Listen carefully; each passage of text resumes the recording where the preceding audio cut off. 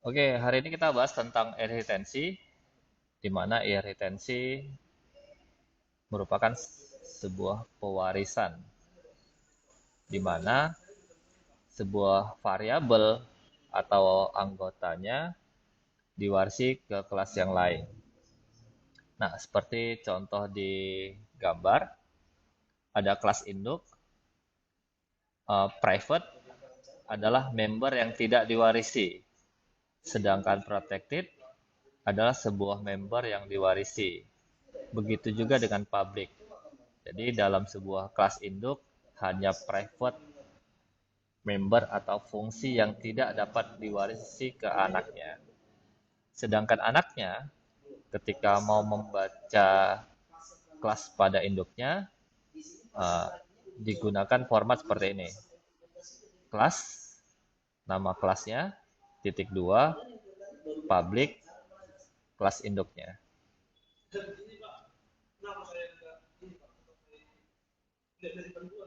Oke, jadi contoh program yang kita kerjakan hari ini.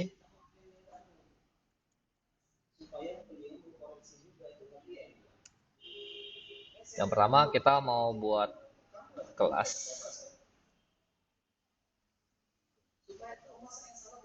Saya tambahkan aja dulu headernya.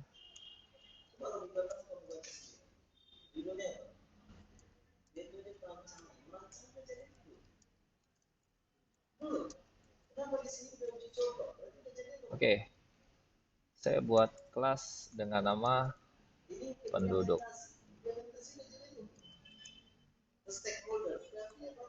Nah, jadi kelas penduduk ini adalah kelas induk.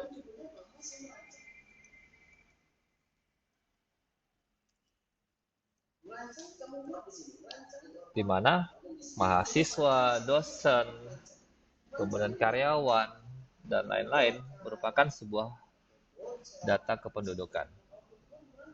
Nah, penduduk punya member bertipe private untuk string nama,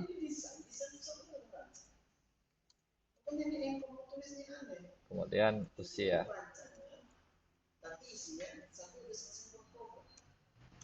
Sedangkan yang bertipe public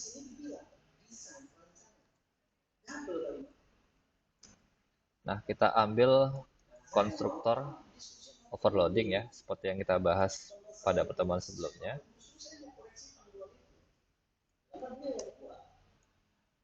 Oke, ini namanya konstruktor overloading. Nah, kita masukkan nama dan usia. Nah, untuk menghindari penamaan yang sama, kita kasih tanda underscore.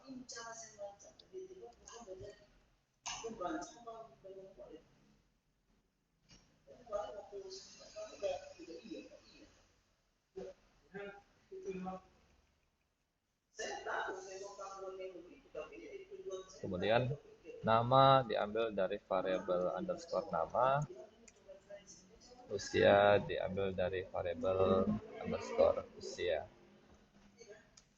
Nah, berikutnya saya mau masukkan fungsi info penduduk, di mana info penduduk menampilkan nama,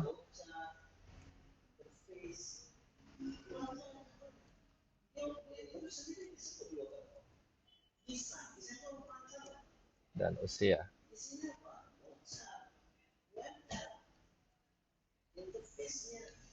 Nah, sekarang kita masuk ke program utama, di mana kita baca dulu kelas penduduk. Saya kasih nama P1. Nah, di sini ada konstruktornya, ada nama dan usia langsung di-input dalam tanda kurung. Jadi saya lanjut aja dengan tanda kurung, nama Nur Cahyo dengan usia 35. Lalu saya mau baca info penduduk. Jadi P1 titik info penduduk.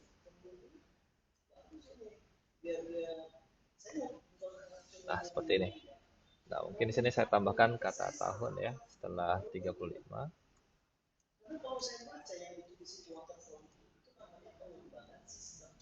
Nah, materi berikutnya, kita akan membuat sebuah kelas anak.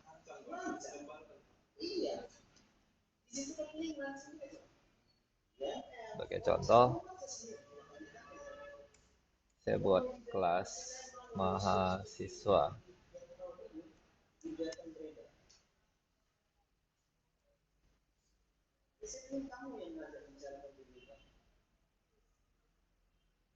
Oke, ini coba saya refresh dulu supaya kodenya bisa sampai ke bawah ya. Oke, jadi mahasiswa adalah anak dari kelas penduduk. Jadi di sini saya tambahkan titik 2 public penduduk. Ada satu variabel yang ditambahkan di mahasiswa, yaitu mahasiswa punya data jurusan bertipe string. Sedangkan public yang digunakan yaitu konstruktornya. Jadi konstruktornya saya ambil dari penduduk.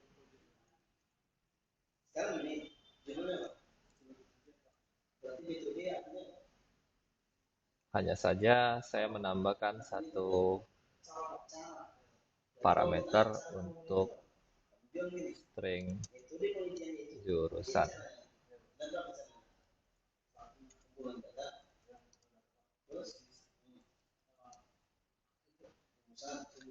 Nah, sedangkan info yang saya tampilkan adalah data jurusan.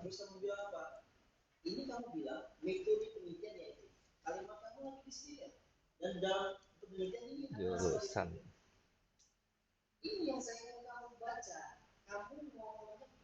Jurusan.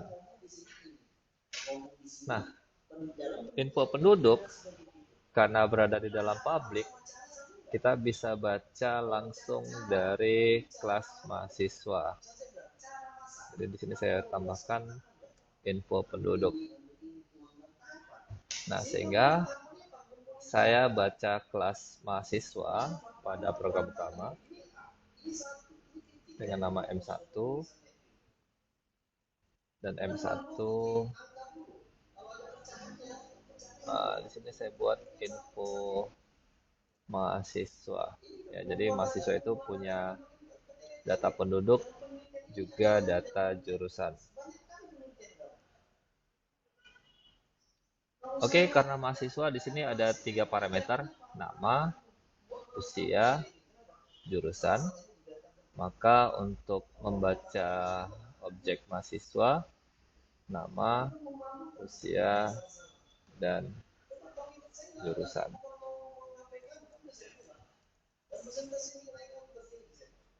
Oke.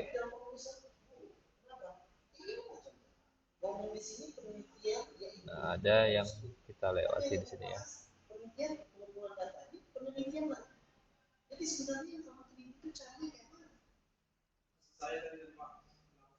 Oke, ini kendalanya adalah di sini ada data penduduk menggunakan konstruktor. Jadi kita tidak lagi menggunakan konstruktor data penduduk. Oke, seperti ini ya.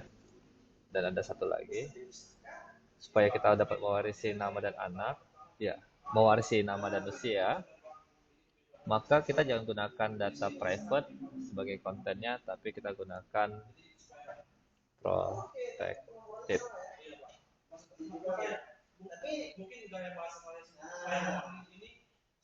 Oke. Saya coba refresh berulang ya, karena saya gunakan inline, tapi di sini nggak bisa langsung muncul karena tampilan yang mau saya tampilkan itu tampilannya secara vertikal seperti ini. Oke, demikianlah materi kita tentang inheritansi turunan dari sebuah kelas seperti yang dicontohkan di sini. Coba saya refresh ulang ya. Oke, jadi ini program lengkapnya.